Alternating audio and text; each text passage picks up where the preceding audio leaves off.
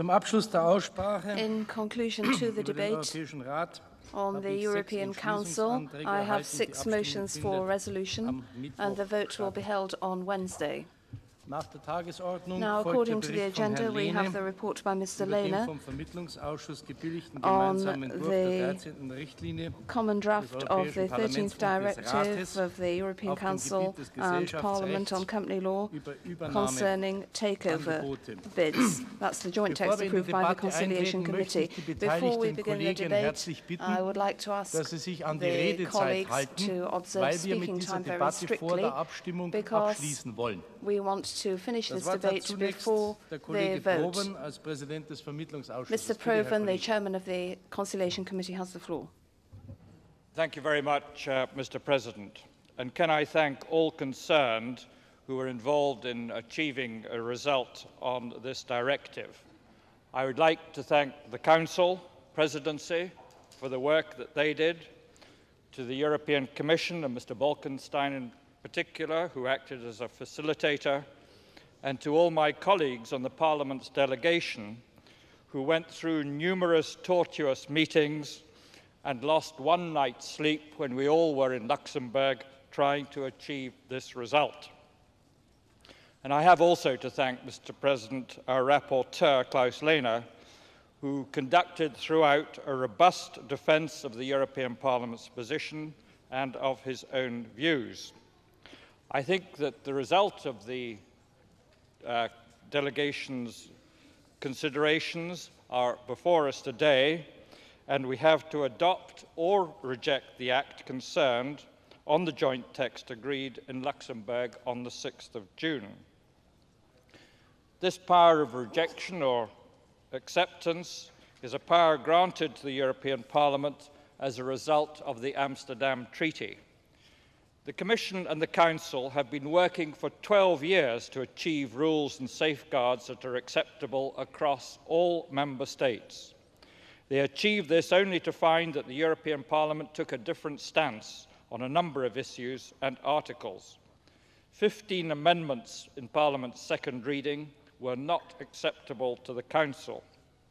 On the 29th of May, we reached agreement on 8 amendments, leaving 3 major areas of contention: defensive measures, squeeze-out and minority shareholders, and the level playing field.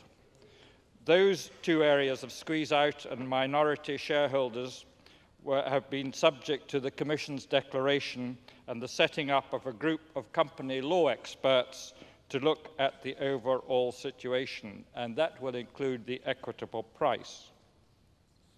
We also had difficulties with the Council on employers' right for information. On all these issues, the Parliament's delegation made a strong representation to the Council in the negotiations and won many concessions. Indeed, in most assessments, it could and would be assumed that the negotiations were a success. However, Article 9, and Amendments 20 and 17 in particular, remained a point of fundamental difference. The history is therefore important in this case. 15 member states reached common accord and a common position, along with the Commission. That meant that there were 2 European institutions in agreement, whilst the European Parliament took a different position. But 1 member state then withdrew from the common position, and that was the first time that this has ever happened. The Council were then in a position of not being able to concede anything to the Parliament by way of negotiation on these matters. Otherwise, all 14 member states would have felt cheated, having already conceded much to achieve a common position. And for 1 member state to achieve something, having withdrawn from the common position, would have been an intolerable position for the Council in future negotiations. We therefore faced a very difficult position as far as the Parliament's delegation was concerned. And I have to say to Parliament that the delegation ourselves were divided on the main issue. And that, President, is not a happy position for the chairman of a delegation to be in. But the European Parliament had already made its decision clear, and that was that it wanted to achieve a directive. So we had to take a decision, and a vote in the delegation was necessary, and that vote was achieved, the bare majority that was required to approve the negotiation with the Council, and indeed had the support of the chairman of the Legal Affairs Committee herself. My own position as chairman was, as I hope, made clear and well understood, because whilst fighting for the powers of the European Parliament, I believe it would have been wrong for half of the delegation to have rejected this directive one late night in Luxembourg without the full Parliament having the opportunity of having a third reading as we are today. The real issue behind this directive is whether managers of companies are in control or whether shareholders who own the company should decide. In other words, one man, one vote. And I'll only be a moment, President. So here we are today with a third reading and a vote to accept or reject this proposal tomorrow. I can only recommend that the European Parliament accepts the outcome of this negotiation. Otherwise, we will do serious damage to the future of Europe as far as its economic development is concerned. And I believe we might also do serious damage to the European Parliament, as the European press seems to be totally opposed, along with the Council and the Commission, to what we want to achieve. Thank you. Mr. Lehne for 5 minutes as rapporteur. Herr Vorsitzender, meine Damen und Herren Kollegen, zunächst möchte ich mich auch gerne bei den Kolleginnen und Kollegen für ihre Mitwirkung bei den Beratungen bedanken, insbesondere Jimmy Proven auch für die faire Berichterstattung, die er gerade hier dem Plenum gegenüber abgegeben hat. Trotzdem möchte ich etwas Wasser ins Feuer gießen. Ganz einfach schlicht und ergreifend deshalb, weil wir nicht vergessen dürfen, was der Kern des Sinns der Beratungen unserer Anträge in zweiter Lesung im Dezember des letzten Jahres gewesen ist.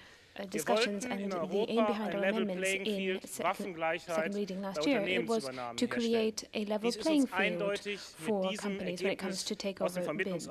Now, quite clearly, that is something we have not achieved with this result from conciliation. In Parliament, we offered lots of different kinds of compromises. James Proven has just explained that it was impossible to get a compromise because the Council refused any kind of compromise and insisted on its position and was not prepared to budge a single millimeter. One of our compromises which we offered was that the entry into force of regulation which would create a level playing field, which was something which was proposed to the Council a long time ago, in 72 in fact, much longer than the 12 years that we're talking about here.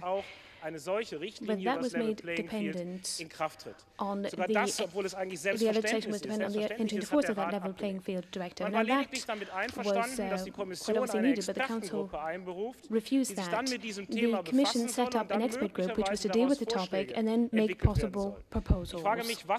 Now I wonder, what kind of reasoning is this to set up an expert group first of all, but to adopt or decide on the directive in advance of that? Normally you set up a group of experts first of all, and then you deliberate on the regulation or the directive. So I think what has happened here is not very convincing. I think what has happened here is not a compromise. It is simply the fact that the majority of the Parliament's delegation has capitulated to the Council. And this despite the fact that very important decisions have been taken in conciliation, for example, on money laundering, the whole Lamfalussy follow-up, and everything else related to this area. I think if we adopt this directive, we will undermine the institutional role of the Parliament, and for that reason alone, we should not adopt it. Quite apart from that, there are a whole lot of substantial reasons why we cannot accept this. The result of this directive will mean that companies which are protected will be able to take over unprotected companies. That's what will happen. We will not have a level playing field. If national legislation in certain member states makes it possible to protect companies by golden shares, by majority holdings, by various other restrictions on administration and management, and if the same provisions don't exist in other member states, then can we call this a level playing field? If you look at the differences between the UK and the US have taken the opposite tack on this. We felt that management boards should be able, or they have allowed management boards to defend themselves. We are going to now ban this in Europe. That means that US companies are going to be able to take over European companies much more easily than vice versa. And today we were able to read reports in the newspaper which suggested that this would have a negative effect on the European financial markets were we to reject this directive. But the US is an example of the very opposite of that. They have taken a completely different approach to this, and the stock market there is certainly not less dynamic than the European one. Then if you look at industry and location for industry, well, in Delaware, a state which has fairly restrictive legislation on takeovers, there, interestingly enough, you have 40% of the companies listed on the stock market and 60% of those companies contained in the index. And I wonder, why is that so? So I think that this is an important factor in decisions companies take on their location. These conditions are very important. No one is against protecting the interests of shareholders. I'm a shareholder myself, and a lot of other citizens are as well. It's obvious that we need to have protection for shareholders, but we need to have that under the same conditions. And what Jimmy Proven said, one share, one vote, that does not apply in Europe, and that is the very problem. Because of the fact that that does not apply, it is wrong to introduce this false kind of neutrality, which is going to create major imbalances in Europe and is probably going to do greater damage to the internal market than good. The Swedish Prime Minister said that this is a one-off chance. Well, I think that this is a particularly bad opportunity that we have here, and therefore we must reject this legislation. Leider darf der Präsident Beiträge nicht kommentieren. Unfortunately, the President is not allowed to comment on contributions to the debate. Mr. Fiori, for 4 minutes. Thank you, President. I'd like to thank Mr. Proven and Mr. Lehner.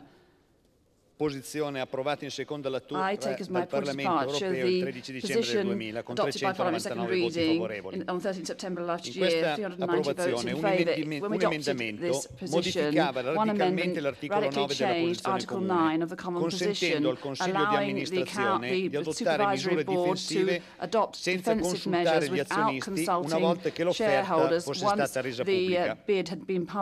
Le misure difensive potevano essere sottoposte alla previa autorizzazione dell'autorità di supervisione da parte del Consiglio di amministrazione, oppure a seguito della richiesta di azionisti che rappresentassero almeno l'1% del diritto di voto. Poi abbiamo avuto la conciliazione. E la conciliazione ha subito un lavoro lungo su una tematica estremamente difficile. Visto il netto rifiuto del Consiglio a tenere conto di tale emendamento, abbiamo tra l'altro presentato una serie notevole di soluzioni di compromesso che andavano dalla possibilità per possessori del 20% dei diritti di voto di chiedere la convocazione dell'Assemblea per discutere delle misure difensive, ad una clausola che avrebbe legato l'entrata in vigore della direttiva sull'OPA all'entrata in vigore di una direttiva che avesse creato una sorta di level playing field, vale a dire regole del gioco comune nel diritto societario europeo.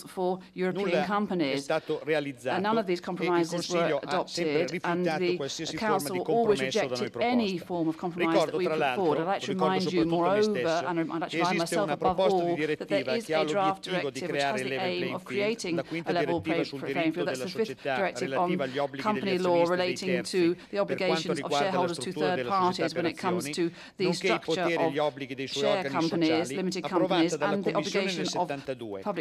Ferma nei cassetti del Consiglio da oltre 10 anni in attesa della posizione comune, dopo che il Parlamento europeo si è più volte espresso su di essa. several opinions from Parliament on this draft directive. Now, the 5 years for the transposition. Haven't I got 3 minutes? Sorry. Sorry. Mi scusi, 2 minuti. Sorry, you've only got 2. Mr. Medina Ortega has 3 minutes. Señor Presidente, Mr. President, como ha señalado el vicepresidente Provan, as Vice President Provan has observed, the two institutions responsible for the adoption of the directive, the Parliament and the Council, they are split. Council has a minority blocking things, and the Parliament is split more or less down the middle. And the Conciliation Committee, in its final vote, decided 8 to 6, with 1 member not taking part in the vote. The splits also run through the various political groups. My own group will decide how it's going to vote this afternoon. So it's very difficult to predict whether or not the directive will go through in the vote in the House. I have to disagree with Vice President Provan as to the implications a possible rejection of the directive will have. We think as a consequence of adopting the directive, companies in Europe, and Mr. Lehner has observed, might be the subject of pressure from the large international financial operators, the Wall Street sharks, as they're known. This is a danger which we are faced with at the moment. So I, as an MP, am warning colleagues that I am going to vote against, because I think the chance of our companies being gobbled up by these sharks, forcing many of their workers onto the dole, is, I think, much greater than the contrary danger of there being problems for the internal market. And as Mr. Lehner has said, in North America, they actually have a solution for this. There is at least one state of the Union where there are high capitalization companies in Delaware, and they have shown that it is possible for them to avoid the control of more capitalized companies and the problems of the Wall Street sharks. I have to agree with Mr. Provan in other areas as well, because the papers don't back up what he's saying. I would say that a vote against by the European Parliament on such an interesting and vitally important issue as this would in fact enhance our prestige in the Parliament. At the moment, the problem with intergovernmental institutions is that many governments do tend to change their position in Council, and certainly would change their position if they realise the impact on the world of labour and the world of trade unions that such a decision would have. At the moment, the formula laid down in the proposal for a directive means that workers would be regarded as guests at a kind of Don Giovanni feast. They are invited to the table, but they're not allowed to eat anything. They're simply told of the decision which is taken already. It's a bit similar to what happens when the Council finds Parliament with a consultative role. Council decides without really caring about the opinion of the European Parliament. So my view, and I believe the majority view in my group, is that we are against the adoption of the directive. Thank you, President. Madam Wallis for 2.5 minutes. Thank you, President.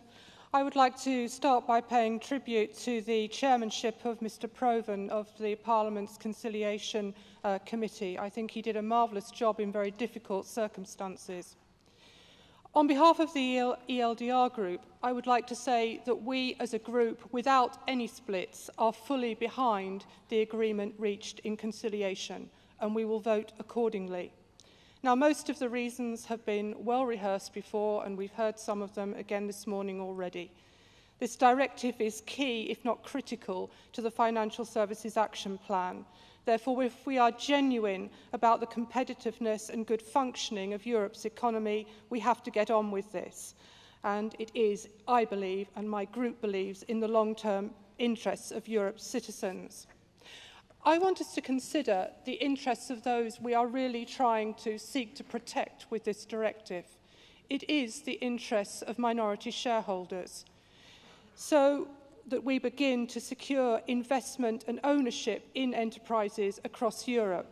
Now, many of those investors are beginning to be, and will increasingly be, Europe's citizens, investing for their future investing for their savings, investing for their pensions. Now, recent events have shown us that citizens are becoming increasingly frustrated with the inability of politicians to deal with the effects of globalisation and other aspects of corporate life. If we take as an example, for instance, the Alusu Dam and the possible building of this in Turkey, it seems quite possible that a group of motivated shareholders may be beginning to turn this around. Shareholders can act against the Wall Street sharks. Shareholders are property owners. They have rights and responsibilities which can be exercised in many ways this House would wish to endorse.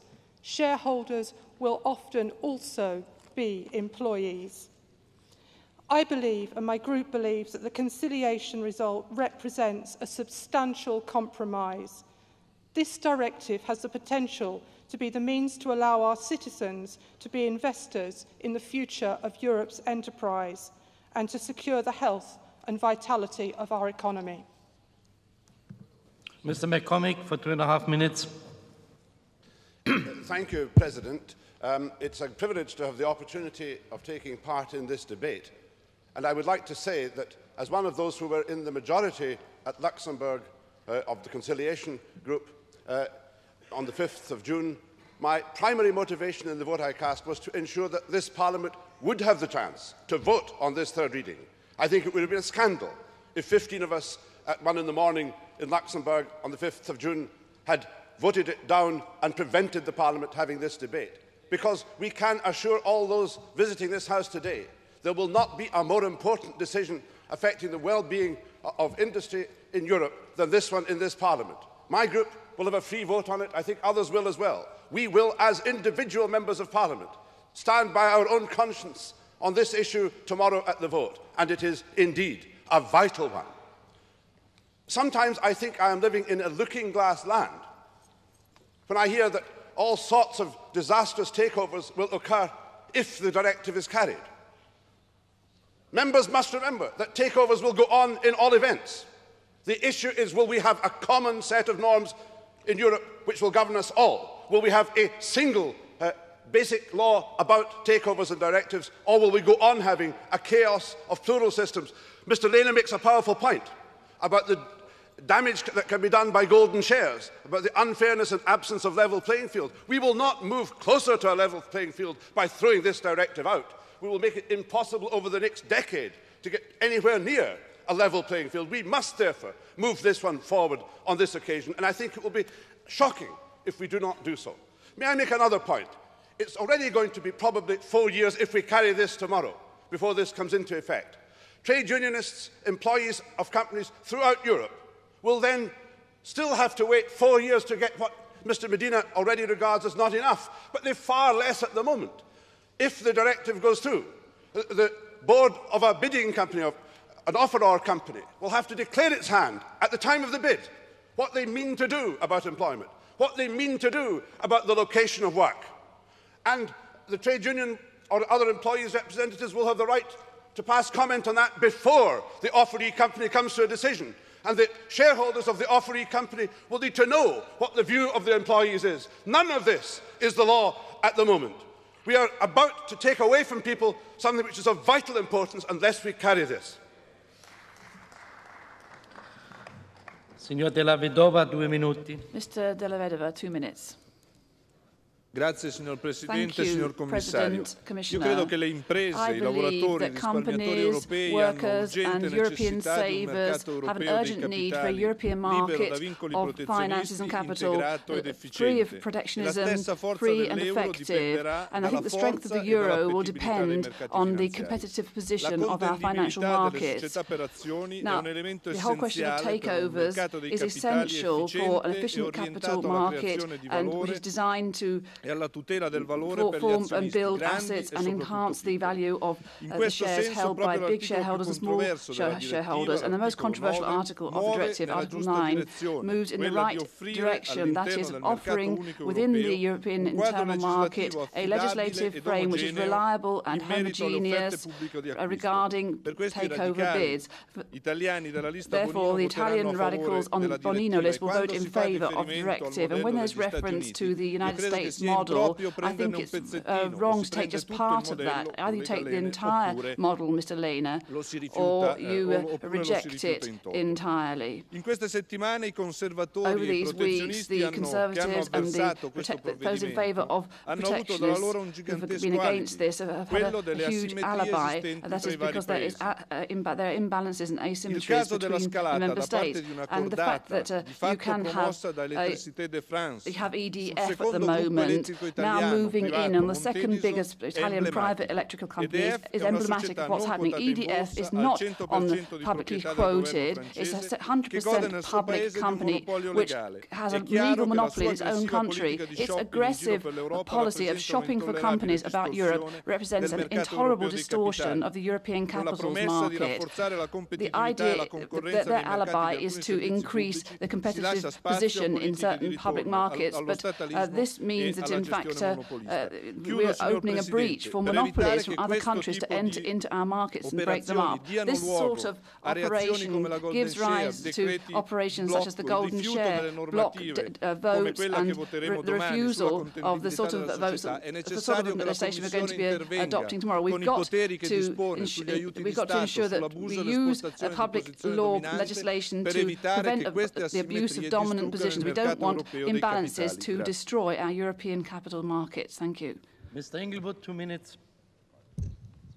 Mr. President, I must start by acknowledging the work which Klaus-Heiner Lehner has put into this dossier, even though I haven't always agreed with him. When publicly listed companies are subject to possible takeovers, they should be able to take defensive measures. But when management acts, it must behave even-handedly towards all shareholders in any one class, and that must be included in the rules. If it doesn't happen, the integrity of the market is eroded, which leads to an unwillingness of capital to invest, and thus an undercapitalization and hence underperformance of Europe's economy. In turn, pension funds will not be able to secure a proper retirement for their members, and the currency will weaken. This conciliation has seen 15 new provisions introduced to the common position, so it can't be maintained seriously that Parliament's rights have been trampled on. And if we do so, we shall undermine our credibility in the future when we may have real cause to say this on an important and serious occasion. The principle of having a takeover directive has been supported at first and second readings, and now, after 12 years, we have a final agreed text. In this Parliament, we frequently complain we are unfairly perceived as immature and irresponsible, and hence are disregarded. Let's now prove these critics wrong and vote for the conciliation. It's one which most commentators, and all but one European country, Germany, one which I normally esteem, but which welched from a unanimously agreed position of the Council, support. This, as Professor MacCormick pointed out very lucidly, is the first step towards creating a single market in corporate ownership. It's an integral component of the single market and is in the interests of all Europe's citizens. Herr Berenguer für 3 Minuten. Mr. Berenguer for 3 minutes. Gracias, señor presidente. Thank you, Mr. Tal President. vez a la hora de fijar una posición sobre esta última etapa legislativa de la directiva, last stage no of sea a la this hora de lengthy fijar tanto legislative posiciones sobre el process, fondo, we shouldn't look como so de much realizar at the una substance of the reflexión matter, sobre el but papel think del about the Parlamento actual Europeo en el role which proceso the de European codecisión. Parliament has played in the co-decision Y si nos procedure. atenemos a lo ocurrido en este caso, And if we look at what's se happened in puede this llegar a la case, conclusión I de think que, one al can menos aquí y conclude ahora, that el at least sistema no ha here funcionado. and now the system Ya sé, has ya not conozco que es worked. difícil llegar a I know soluciones en how el Consejo, difficult it is to achieve poner de acuerdo a gobiernos con solutions posturas in diferentes, council a and to países get con tradiciones different jurídicas diferentes. countries with differing Pero lo que tengo la views to sensación compromise. compromise. Bueno, but no tengo la sensación, I tengo feel, la seguridad well, no, I'm sure de que ese consenso en el Consejo se busca con olvido, o más que con olvido, con absoluto desconocimiento de cuánto en el Parlamento Europeo se pueda total pensar ignorance of what the European Parliament might think claro, of what they come cuando up se llega a with. un acuerdo en el Consejo,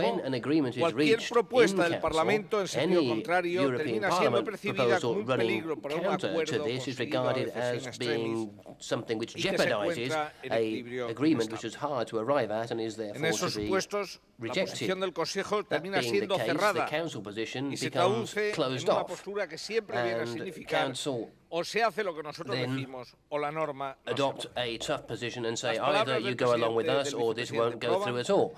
The words of Vice President Proven were very significant on this. Council, I think, had the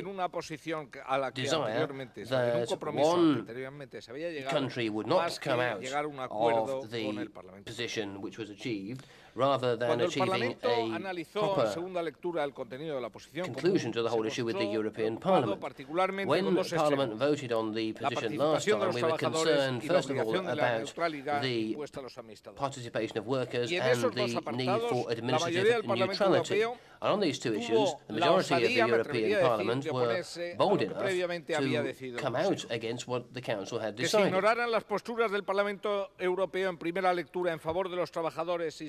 We didn't want the Parliament's positions in favour of workers, having them being informed and being able to express their opinion about possible takeovers of their companies. And for that to be ignored, I think is very serious, and that justifies a vote against the common position by this House later on this week. Further, for this Parliament to try to achieve a balance between those in favour and against defensive measures should, I think, deflect the criticisms uttered by some members of this House. fuera la de permitir cualquier tipo de maniobra defensiva, como interesadamente se ha intoxicado a los medios de types of defensive measures could be used, but not any type of defensive measure, as the press has said. You just have to look at some of the amendments which have gone through to give the lie to that. And the Council position, rejecting any type of agreement with Parliament's position, I think deserves to be voted against. It doesn't deserve our support. Herr Baumann, 2,5 Minuten. Mr. Baumann has 2.5 minutes. Meneer de voorzitter, commissaris Bolkestein, collega's. Commissioner Bolkestein, ik wil een paar woorden aan dit rapport wijden. I would like to say Ik denk dat het uitgangspunt van ons allen zou moeten zijn dat we niet alleen praten over de single market, maar we praten ook over het Europese sociale model. The internal market, but also the European social model. And we're not talking here about the Anglo-Saxon model. Tonight we're going to be talking to the Commissioner about responsible business, and that means we have to take into account not just the shareholders, but also the stakeholders. We need to take into account the consumers, the environmental organizations, and the workers. At the moment, one of the other things that we're dealing with is information and consultation, not just information on its own, but consultation as well. We are trying to revise the directive on the European Works Councils, and we are asking for an observatory on industrial change. So those are some of the developments. At the same time, there are people who would like to see a European company statute, and who would like to see regulation on takeover bids. I think what we need to do is conclude a package deal in which all of these issues would be dealt with. At the moment, what we see is things being dealt with in a piecemeal way. If you look at this directive in Articles 6 and 9, it talks only about giving information about what is going on. And I've been an advisor to businesses and trade unions in the past, and my experience then is that some people think that information is enough But very often there's very little time for consultation, and the consultation or the opinions given are not taken into account. I know that situation. Now here we see a rather strange situation. There are splits in the political parties. I represent the majority of the Greens who are going to vote against. And you see a rather strange coalition. Some people who are defending the interests of national industry, and some people who are in favor of the principle of information and consultation, and I am a member of the latter group. And I would like to see, as Mr. Simpson said here already with respect to the postal directors, that the Ayatollah from the liberalization should be more courageous and should deal with this in a better way. Herr Dorn für 2 Minuten. Mr. Dorn has 2 minutes.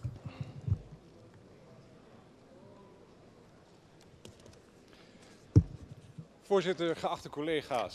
Ik heb grote bewondering voor hetgeen commissaris Bolkestein tot stand gebracht heeft en tot stand brengt. The Commissioner has achieved and is achieving in the internal market. Unfortunately, today I am not in agreement with him. I think that the result of conciliation should be rejected for the following reasons. First of all, the proposal runs against the legislation and current practice in the Netherlands.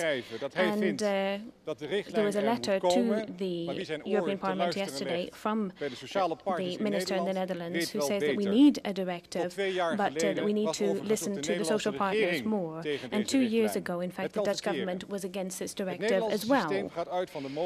The Dutch system is based on making it possible for companies to protect themselves against hostile takeover bids. The offeree company should be given an opportunity to weigh up the various interests at stake when there is a hostile bid.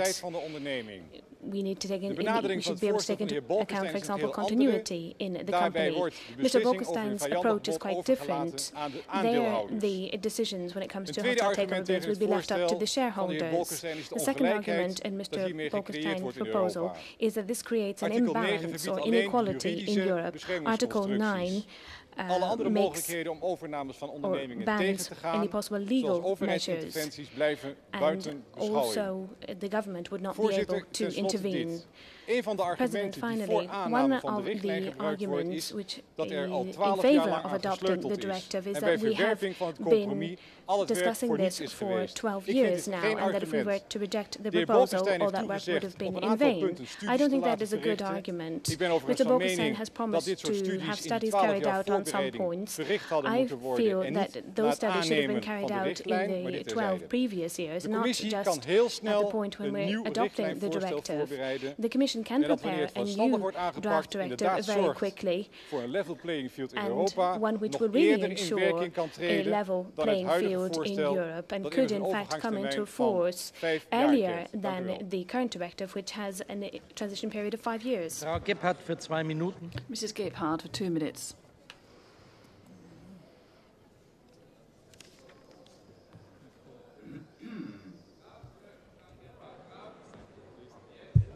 Dankeschön.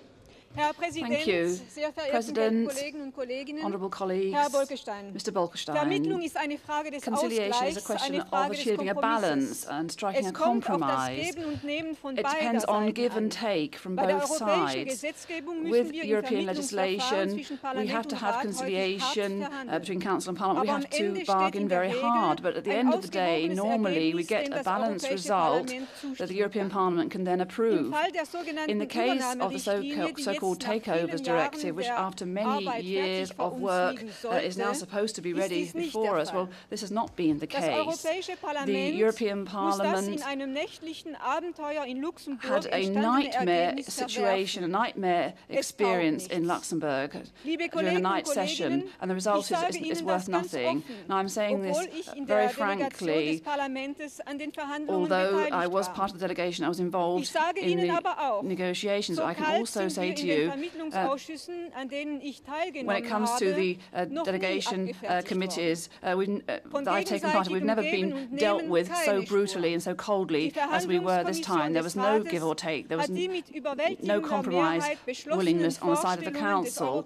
The Council just rejected out of hand most of Parliament's majority amendments. Now, I don't want to go through all the points of disagreement, but I do issue a warning because Parliament adopted its decisions with very strong majorities, but these are being swept under the carpet, and we are putting up, accepting a very obscure result. I think we would lose face here, and I think that we'll be a laughing stock before our electorate. The result of the conciliation before us is in fact so bad that Commissioner Bolkestein, after this Luxembourg night, actually went to the press and recounted that sort of some legal work, some legal sort of tidying up work was necessary. But I mean, you had years to do that. But are we going to fulfil the Commissioner's wish? Let's reject the result of the conciliation, and then Mr. Bolkestein can do some legal streamlining, come up with a new draft for next spring, which meets not just his ideas, but also the ideas of the directly elected representatives of 300 million Europeans. Thank you. Madam McCarthy for 2 minutes. Mr. McCarthy, 2 minutes. The job Parliament has here today is quite simple: to adopt or reject the compromise achieved in conciliation. What did we achieve in conciliation? Out of 15 amendments tabled in second reading, compromises were reached on 11. I think in this House we have a duty to deal with the facts and not listen to the jungle drums beating from misinformed sources. I welcome the changes and amendments made by my own political group to recognise the legitimate interests of employees in a takeover or bid. Here the common text has been modified from providing no information to providing information to employees at 3 stages as a requirement in the directive, in Article 6.1, Article 6.2 and Article 9.1d. There are, of course, minimum standards, and this is nothing to prevent boards of companies or member states from going further than the requirements in this directive, nor does it prejudice obligations to inform and consult under either national or EU directives. We can only, in conciliation, go as far as amendments allow us in second reading. No amendments were tabled requiring the board of a company to consult prior to a takeover bid. It is no secret that Article 9 and the right of boards to take defensive action without shareholder approval was the bone of contention in conciliation. But it is simply not true to state that the board of a company faced with a hostile takeover cannot take action or is obliged to remain neutral or passive. Defensive and frustrating action is possible with shareholder approval. Indeed, our amendments to the common position means that a board can get fast-track approval in 14 days. I have always believed that politics is the art of the possible. In conciliation, Council and Commission stuck to their key objective in this directive of protecting the minority shareholders, protecting the interests of investors, and defending shareholders against unscrupulous directors and inefficient company boards. Article 9 and restrictions on frustrating action was the holy grail of this text, and therefore we had no scope to rewrite it to allow unapproved poison actions. But we did achieve a deal on Article 9. We forced the Commission and Council to freeze the article and to have a group of company law experts to examine key issues to come back to the Parliament in March 2002. And this also includes, Commissioner, and you can confirm this, the possibility of reviewing Article 9 in the light of the findings of that group. The entry into force of this directive is therefore postponed, and Member States can postpone compliance with Article 9 until 2006. My delegation will vote for this directive. Colleagues, may I invite you to be a little bit more silent? We are in midst of debate. Herr Bolkestein für die Kommission. Mr. Bolkestein, on behalf of the Commission. Mr. President, may I say that the Commission is delighted that Parliament and the Council have at last come to an agreement in the Conciliation Committee on the proposal for a directive concerning takeover bids. And I should like to thank the parliamentary delegation, and in particular the rapporteur, Mr. Lehne, and Vice President Proven, who chaired the delegation, for their important contributions. Once again, we have shown... Mr. Bolkestein, with the micro.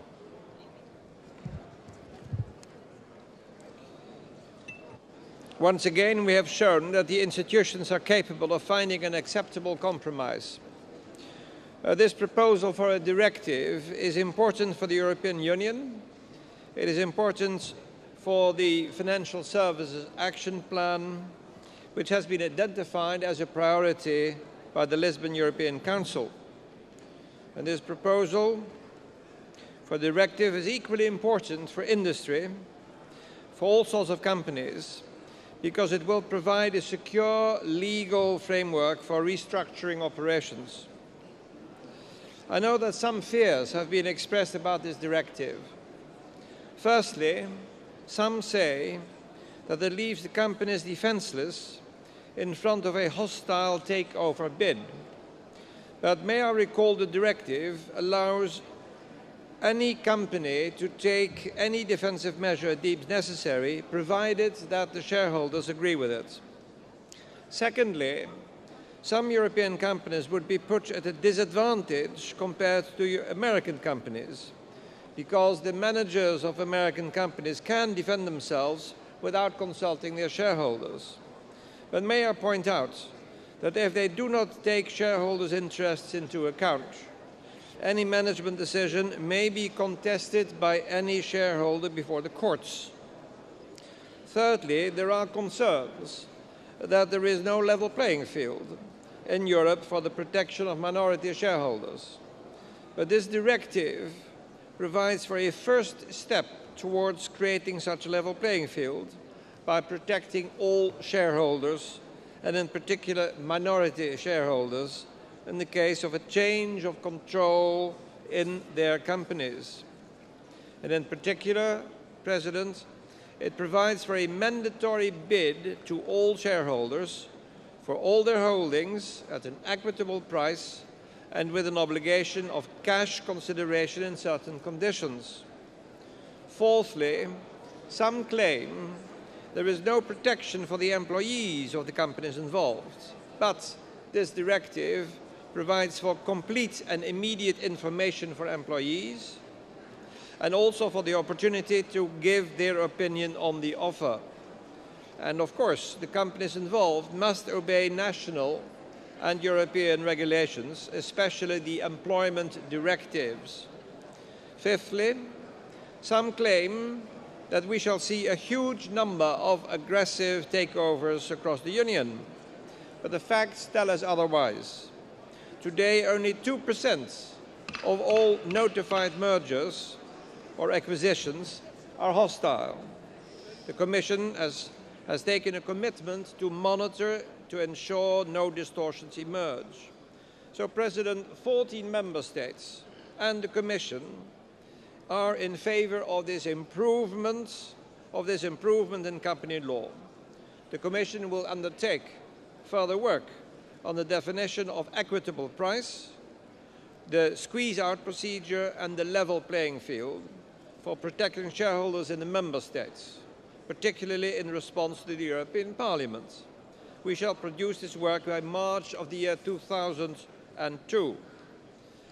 In conclusion, President, the adoption of this directive will build confidence in the European institutions and in European financial markets.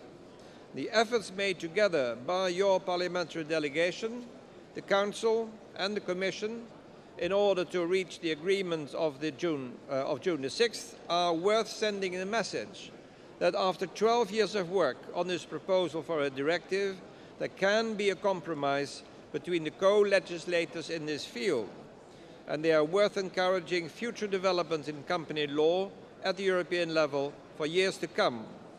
I trust the judgment, President, of your Assembly, and I am confident that it will vote in favour of the adoption of this proposal for a directive. Thank you, President.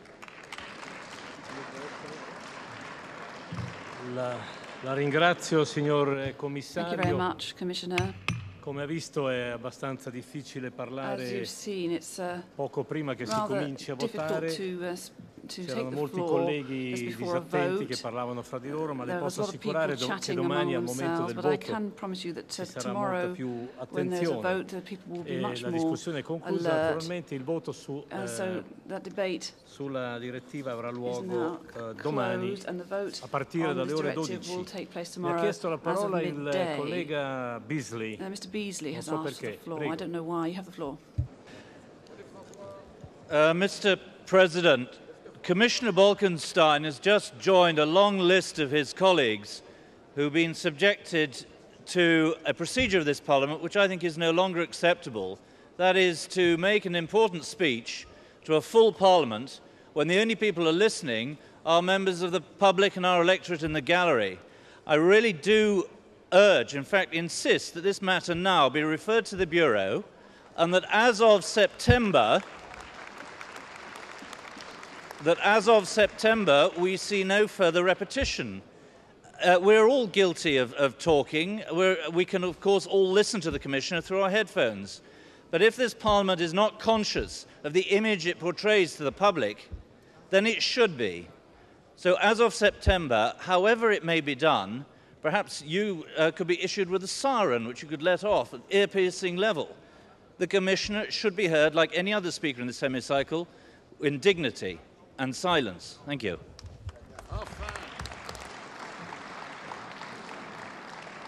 Grazie signor Beasley. Come vede purtroppo c'è a disposizione soltanto un piccolo martello di legno all I have col is this quale non little si riesce gavel. a rispettare I l'ordine. don't manage to achieve much order with that. First of all, I say I very much agree with you. Secondly, I have to point out that this isn't one of the powers of the Bureau. It's one of the powers of the Conference of Presidents, and I think a measure will have to be adopted. Once we have of a debate, and that's normally the Commissioner on behalf of the Commission, between that last speaker and the beginning of the vote, there has to be a gap so that everyone can listen carefully to the speech from the Commission, and then people can come in afterwards for the vote. I'm sorry if I'm a little brusque here.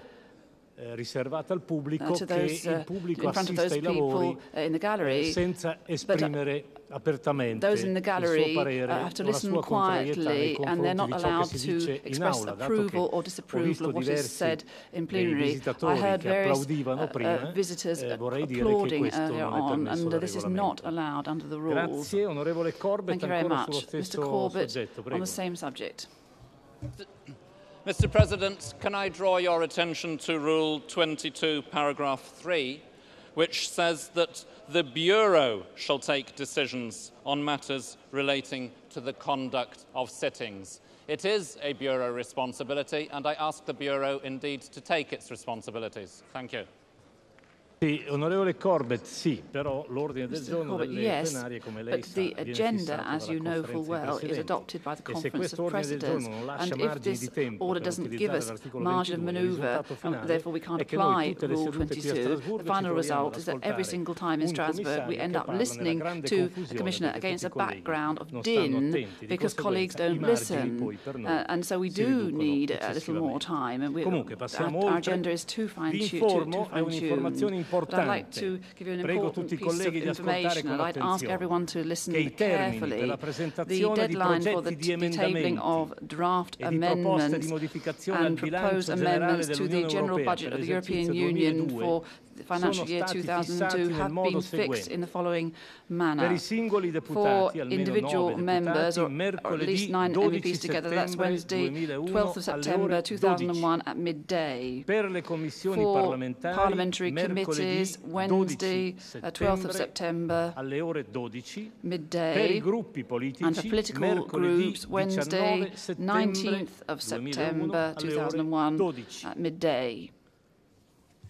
Grazie. Thank you very much. Passiamo adesso alle Let's now move on to abbastanza semplici. the vote, fairly straightforward, not too many today. The first item is a request for consultation of the Economic and Social Committee on new European labour markets, open and accessible to all. This is a request tabled by the Employment and Social Affairs Committee in accordance with Rule 52 of our Rules of Procedure. Those in favour? Grazie. Thank you. Those against? Chi si astiene? Abstentions? È approvato. Carried. L'ordine del giorno reca la votazione secondo la procedura senza relazione sulla proposta di direttiva relativa a medicinali per uso umano. European Parliament and Council Directive on the Community Code relating to medicinal products for human use. There are no amendments. Those in favour? Chi è contro? Those against? Chi si astiene? Abstentions? È approvato. Carried. L'ordine del giorno reca la votazione secondo la procedura senza relazione sulla proposta di direttiva relativa ai medicinali veterinari. Anche in questo caso non ci sono emendamenti. Chi è a favore? Chi è contro? Those against? Chi si astiene? Abstentions? Approvato. Carried.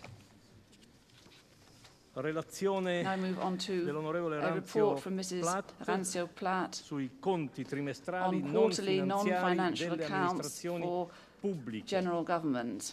Sulla proposta di regolamento non sono stati presentati There are no emendamenti. Chi è a amendments to the favore? draft regulation. Those in favour? Chi è contro? Those against? Chi si astiene? Abstentions? Approvato. Carried. Mettiamo ora in votazione il progetto di risoluzione legislativa sul quale non vi sono emendamenti. There are no Chi è a amendments to favore? this either. Those in favour? Chi è contro? Those against? Chi si astiene? Abstentions? Approvato. Carried. Votazione sulla relazione dell'onorevole GRONFELDT Bergman di misura. on measuring instruments. Vi sono 29 emendamenti della Commissione per l'Industria. From the Industry Votazione in Committee, and there's a block Chi è a vote. favore? Those in favour? Grazie. Chi è Thank contro? you. Those against? Chi si astiene? Abstentions? Approvato. Carried. Metto in votazione We're now ora going to vote la proposta della Commissione modificata da questi 9 emendamenti. Chi è a favore? the proposal from the committee. Those in favour? The amendments to the Commission. Those against? Chi si astiene? Approvato. Abstentions? Carried. Metto in votazione We'll ora sul now progetto di vote risoluzione on the draft legislativa legislative resolution. sul quale non sono stati There presentati are no amendments emendamenti. to this. Chi è a favore? Those in favour? Chi è contro? Those against? Chi si astiene? Abstentions? Approvato. Carried. Votazione secondo la We're now procedura going senza to discussione della have a relazione dell'onorevole vote on a Palacio report without debate from Mrs. sulla Palacio tecnica on della rifusione the degli atti recasting normativi. of legal acts. Anche in questo caso non ci sono In emendamenti. this case, Chi è a there are no favore? amendments. Those in favour? Chi è contro? Those against? Chi si astiene? Abstentions? Approvato. Carried.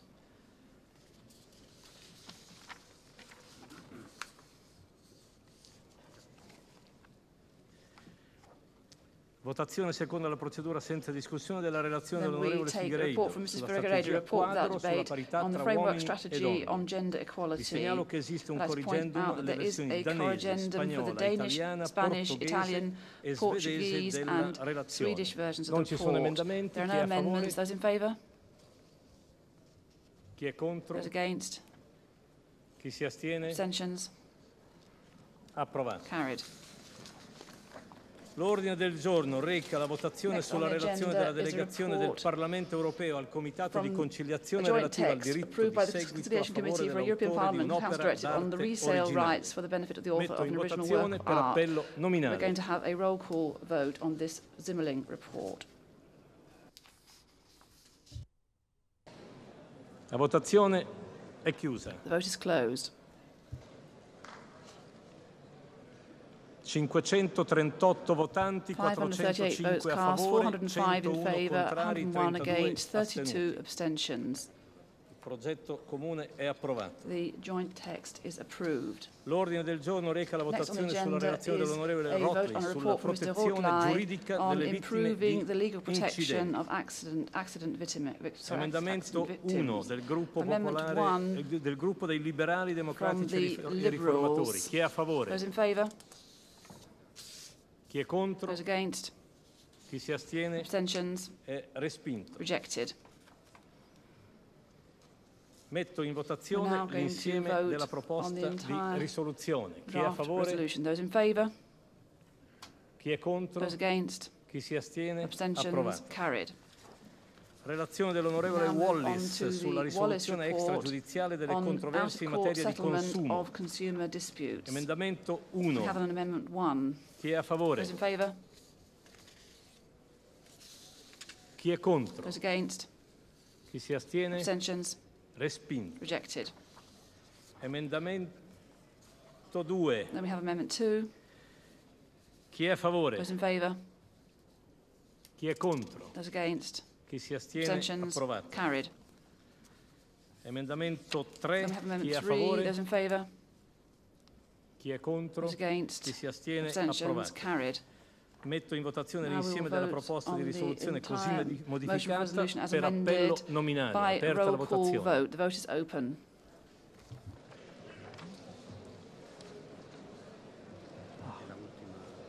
La votazione è chiusa. The vote is closed. 542 votanti, 542 votes cast, 522 a favore, 522 in 9 favour, contrari, 9 11 votes against, astenuti. 11 abstentions. Metto... No. Questa era l'ultima votazione, adesso passiamo alle dichiarazioni di voto, che si svolgeranno nel silenzio che ha caratterizzato l'intervento del commissario Bolkestein, we had during Mr. Bolkestein's speech, I imagine.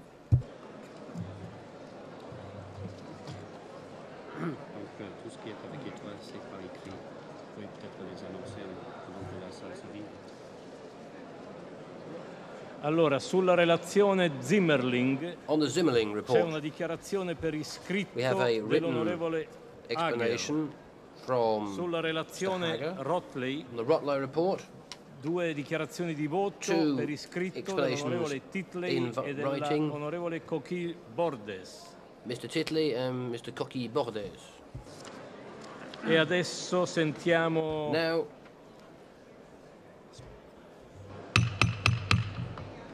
order.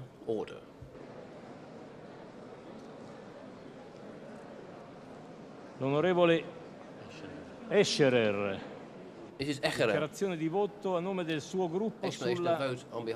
Danke, Präsident. Es ist mir wichtig und ein Anliegen, auch öffentlich zu erklären, dass ich meiner Fraktion geraten habe, für den Bericht Zimmerling, für das Folgerecht in dieser Fassung, wie sie uns vorgelegt ist, zuzustimmen, obwohl es Bedenken gibt aus meinem Heimatland in Österreich, obwohl es auch Bedenken gibt aus anderen Ländern, die verständlich sind und nachvollziehbar sind. Ich bin aber der Überzeugung, dass wir ein Folgerecht in Europa durchaus zu einem noch besseren Papier weiterentwickeln können, dass es notwendig ist für die bildenden Künstler in Europa, dass es auch ein Zeichen ist für die Kultur und die kulturellen Werte, für die wir stehen in diesem vereinten Europa, damit ein Signal setzen, auch für den Markt, auch für den Kunstmarkt, vor allem in der Schweiz und der USA. Und die notwendigen Verbesserungen, die noch gemacht werden müssen, dafür haben wir einige Jahre Zeit und ich denke, mit vereinten Kräften wird uns gelingen, einige der Argumente abzuschwächen oder vielleicht ganz aus dem Weg zu räumen und gemeinsam auch für Sicherheiten, für Rechtssicherheiten der bildenden Künstler sorgen zu können.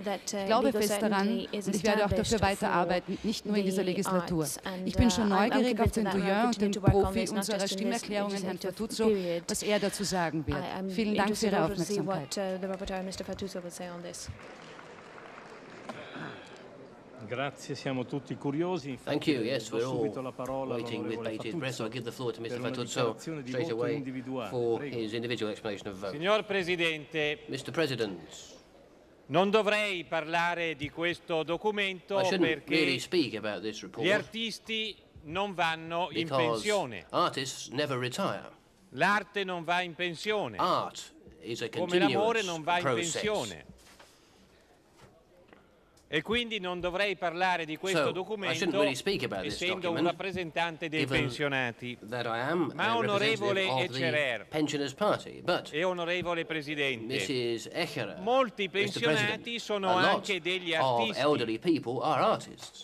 Alla fine della loro vita di lavoro, molti pensionati dipingono e realizzano opere d'arte.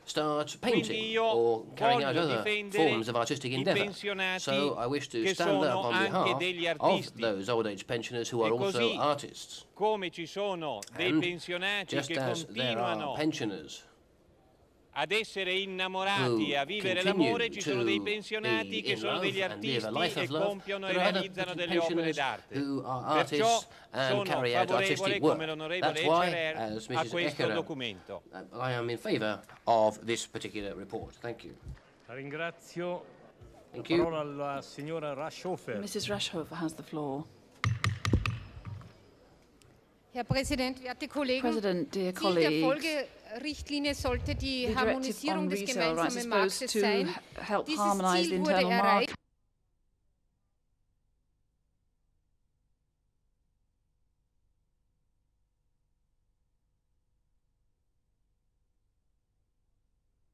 Aim was achieved, but I think with dubious success. Leaving that aside, it's also questionable, really, whether we actually need harmonisation in this area, especially in times of simplification and enhanced transparency. The introduction of a further tax is counterproductive. It makes trade more difficult, and I think it might even bring trade to a standstill, because it's only a question of time before the art market in Europe actually moves right out of Europe to the United States or Switzerland.